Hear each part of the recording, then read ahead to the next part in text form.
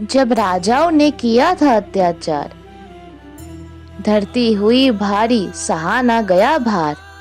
जो असुर थे राजा खुद को मानते थे, अन्याय से सबको सताते थे।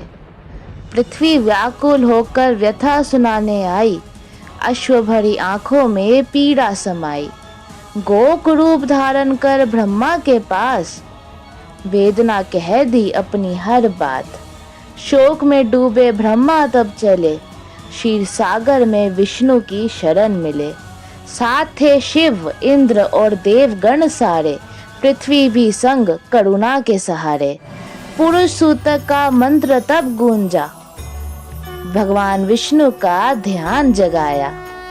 दिव्य शस्त्रों से रक्षा का वचन दिया, धरती का बोझ कम करने का संकल्प लिया। जब भी लोक में हो अन्याय भारी, हरि आते हैं बन संकट टारी।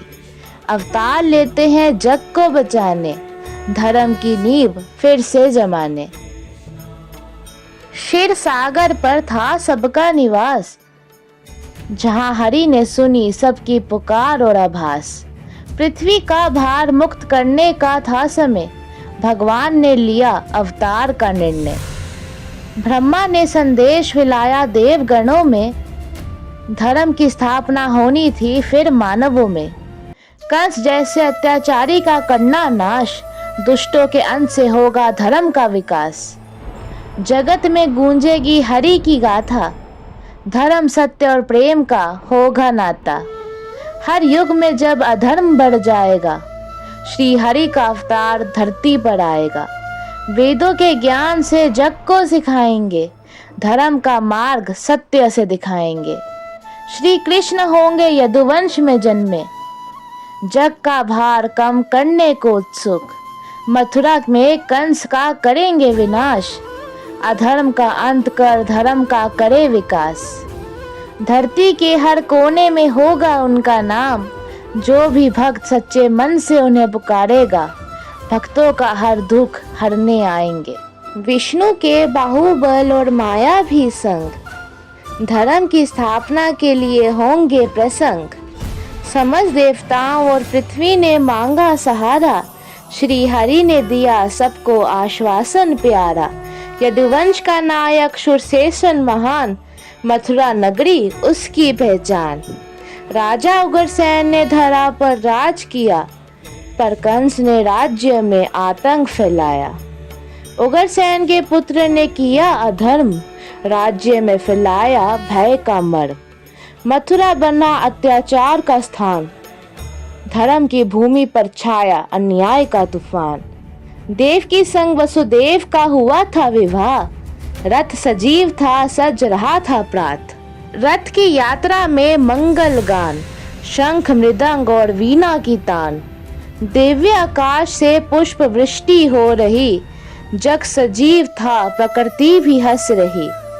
आकाशवाणी ने कंस को चेताया, 8वां पुत्र तेरा काल कहलाया। क्रोधित कंस ने लिया एक प्रण, देव की वसुदेव का जीवन बना दिया रण। वसुदेव ने कंस को समझाया, मृत्यु का सत्य उसे बताया। मृत्यु तो जीवन का एक क्रम है, संसार में सबका यही धर्म है। तू क्यों व्यर्थ भय पालता है, मृत्यु से क्यों मन घबराता है।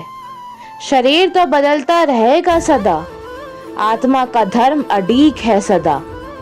जैसे नई भूमि पर पांव बढ़ाए, आत्मा भी नया शरीर अपनाए। तू इस सत्य को पहचान ले, अपने भय को थोड़ा त्याग दे। जीवन का यह चक्र निरंतर चलता, आत्मा देह का रूप बदलता।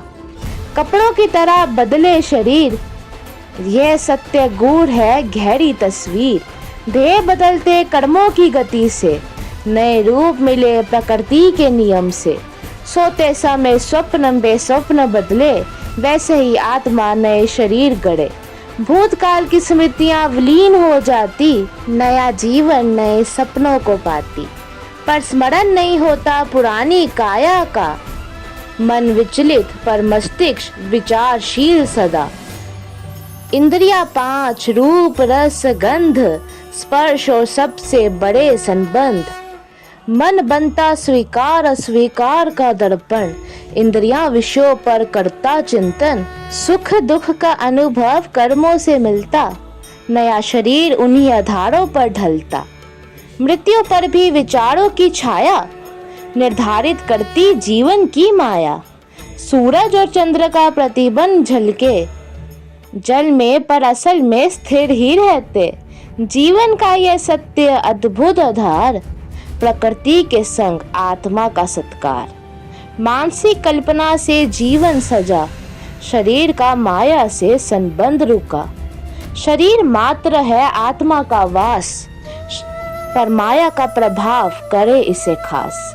सोचता है मन बार बार, मैं कौन, मेरा क्या है संसार। शरीर की पहचान में उलझा मन, भूल जाता है आत्मा का अमर धन। सद्गुणों का प्रभाव मन को बहलाए, पर दुर्बुद्धि संग संगत गलत ले जाए।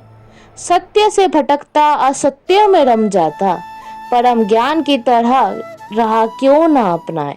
वसुदेव ने सिखाया जीवन का सार, सद्गुणों को ग्रहण कर सत्य विचार। दुर्भावना और असुरता से दूर रहो, अपने मन और शरीर में सत्य भरो। कंस को सत्संग का ज्ञान समझाया, पर असुरी संगत ने उसे भरमाया। जन्मों की यात्रा में सत्य जो अपनाए, वही आत्मा का स्वरूप पहचाने। जो सद्गुण को ग्रहण नहीं कर पाते, असुर कहलाते हैं और भ्रम फैलाते। देवत वही है जो सत्य के संग चले, मन और आत्मा को पवित्र बना ले। शरीर का अंत हो सकता है कभी, पर आत्मा रहती अमर सभी। इसलिए जीवन में ऐसा कर्म करो, सत्संग सत्य और धर्म भरो।